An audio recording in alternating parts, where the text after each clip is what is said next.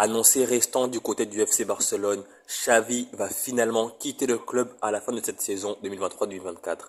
Quelques échecs sur le plan sportif, corrélés à une atmosphère étouffante en coulisses, ont abouti ce vendredi à son éviction. En janvier dernier, tout semblait pourtant limpide. En conférence de presse d'après-match, à la suite d'une défaite face à Villarreal 5-3, Xavi entérinait son choix de quitter le Barça en fin de saison, un an après son arrivée et avec un joli titre de champion d'Espagne obtenu en 2023.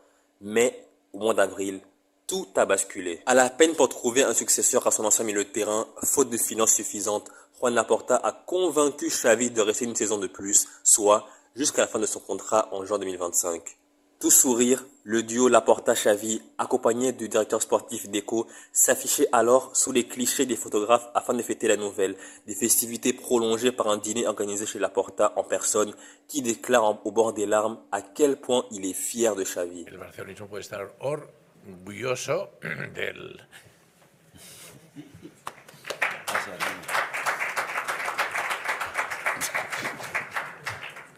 entrenador que tenemos. Dans le football cependant, tout va un peu trop vite. Et au soir d'une victoire à Almeria 2-0 le 16 mai dernier, la situation s'est de nouveau inversée. Et là, définitivement. En conférence de presse, Xavi s'est ainsi heurté aux questions des journalistes. Et parmi les sujets évoqués, deux ont particulièrement retenu l'attention.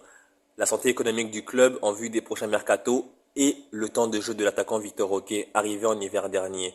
Lassé, épuisé, fatigué, le technicien catalan s'est alors décidé à diplomatiquement livrer ses quatre vérités.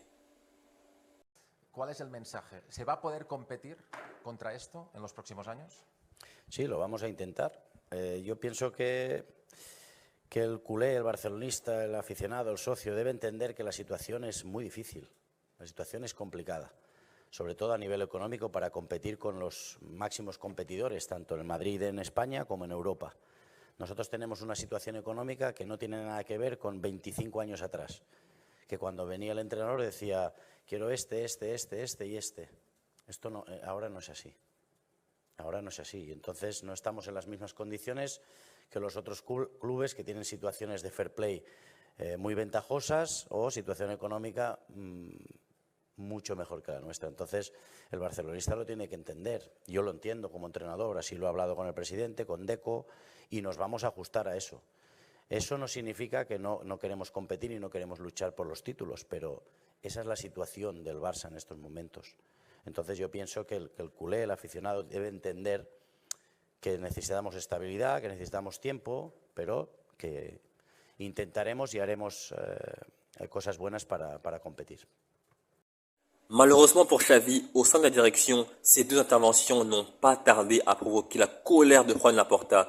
Ce dernier se serait senti trahi et quelque peu humilié par celui à qui il a redonné sa chance. Surtout, le président considère que Xavi a jeté un certain discrédit sur l'institution barcelonaise en insinuant quelque part que celle-ci peine encore à sortir de ses récentes galères financières notamment. Et en plus de cela, il y a le conflit mêlant Xavi à Deco.